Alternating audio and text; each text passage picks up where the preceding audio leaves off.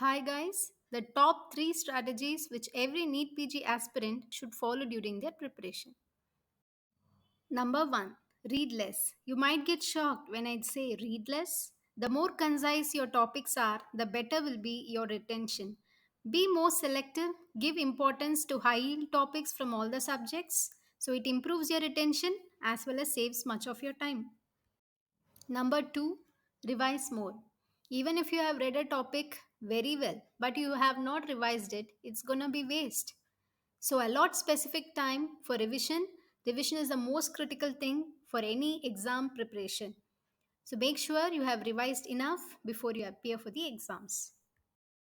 Number three, practice MCQs. Even though you're reading theory, notes, finally on the exam day you're going to solve MCQs. So better give yourself the real-time experience of solving MCQs. Practice them daily from the day you start your preparation so that you develop the art of solving MCQs by ruling out options. If you find these videos interesting and useful, please do consider subscribing to my channel and comment below for more such videos. Thank you.